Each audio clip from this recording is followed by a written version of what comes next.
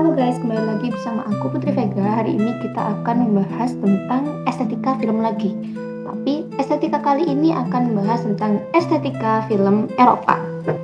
Berbeda dengan film Hollywood sebelumnya, estetika film Eropa itu dikenal memiliki pendekatan artistik yang kuat, reflektif, dan seringkali lebih menekankan ekspresi sinematik daripada sekedar hiburan komersial. Berbeda dengan Hollywood, kalau Hollywood kan lebih ke plot dan pasar global. Tapi kalau film Eropa sendiri itu sering mengeksplorasi kompleksitas manusia, realitas sosial, dan pertanyaan filosofi. Aku akan kembali memberikan video ini dengan 5 segmen dan langsung saja kita ke segmen yang pertama, yaitu ciri khas estetika film Eropa. Ciri khas estetika film Eropa sendiri dibagi jadi 3 lagi, ada dari segi visual, narasi, dan karakter. Ciri khas estetika film Eropa dari segi visual, film Eropa seringkali menampilkan komposisi gambar yang artistik dan penuh makna.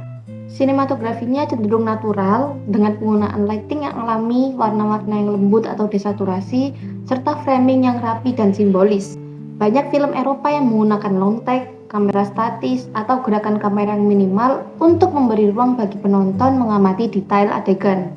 Kemudian ciri khas estetika dari segi narasi. Narasi film Eropa itu seringkali tidak menggunakan struktur 3 babak yang konvensional. Seringkali alurnya bisa lambat, kontemplatif, atau bahkan ambigu.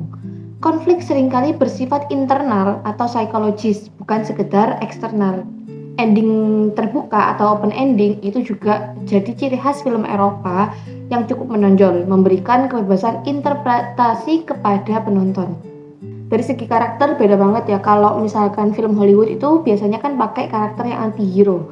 Kalau film Eropa itu karakternya cenderung realistis, kompleks, dan manusiawi. Tokoh protagonis pun tidak selalu heroik. Karakter flawed atau individu biasa justru lebih sering muncul. Mereka digambarkan dengan nuansa psikologis yang mendalam, lengkap dengan kontradiksi dan kelemahannya. Lanjut ke segmen yang kedua, yaitu pengaruh budaya, sejarah, dan nilai sosial. Apa sih kira-kira yang membentuk estetika film Eropa seperti itu dan apa pengaruhnya bagi Eropa sendiri? Budaya lokal sangat berpengaruh terhadap film Eropa. Setiap negara memiliki identitas sinematik yang khas. Misalnya seperti eksistensialisme dalam film Prancis. Ne vous méprenez pas, ne comprenez pas mal. On ne se moque pas de Dieu, car l'homme récolte ce qu'il a semé. C'est toujours en face de lui-même que l'homme se retrouve. Neorealisme dalam film Italia.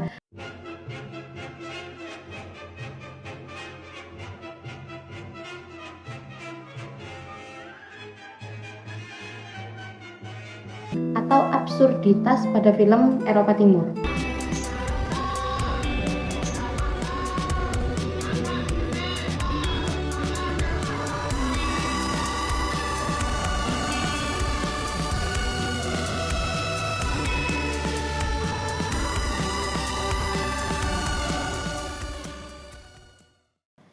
Sejarah, terutama pengalaman Perang Dunia, rezim otoriter, dan perubahan sosial membentuk tema-tema besar dalam film Eropa.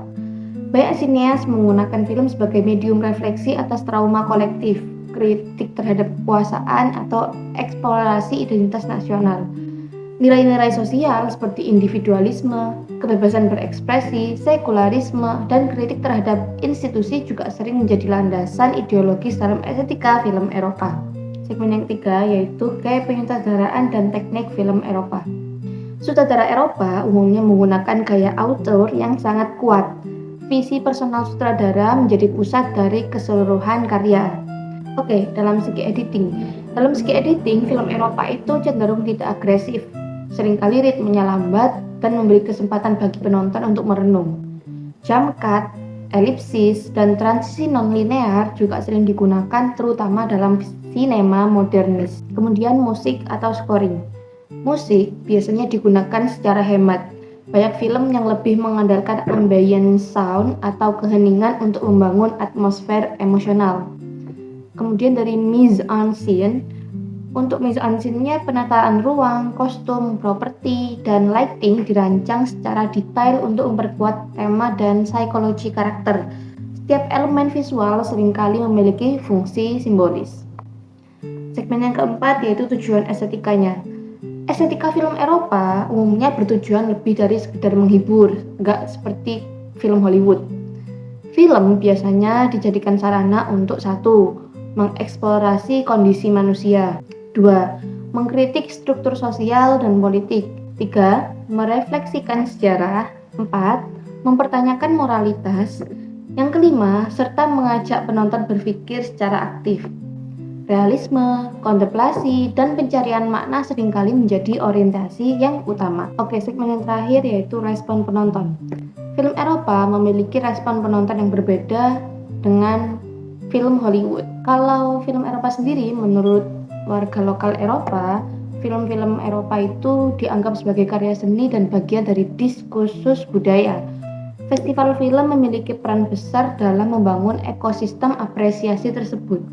Namun, respon penonton global secara internasional, film Eropa banyak dihormati di kalangan kritikus, akademisi, dan penikmat sinema. Namun, ritme lambat, narasi ambigu, dan pendekatan yang sangat lokal kadang menjadi tantangan bagi penonton arus utama. Meski demikian, justru kekhasan inilah yang membuat film Eropa memiliki daya tarik universal di kalangan pecinta film dunia. Tema-tema seperti cinta, kehilangan, identitas, dan alienasi tetap relevan lintas budaya. Jadi kesimpulannya adalah estetika film Eropa menempatkan sinema sebagai medium seni, refleksi, dan kritik sosial. Ia menawarkan pengalaman menonton yang lebih mendalam, personal, dan intelektual. Bagi sebagian penonton, film Eropa mungkin bukan sekedar hanya tontonan, melainkan ruang untuk berpikir, merasakan, dan memahami kehidupan dari sudut pandang yang berbeda.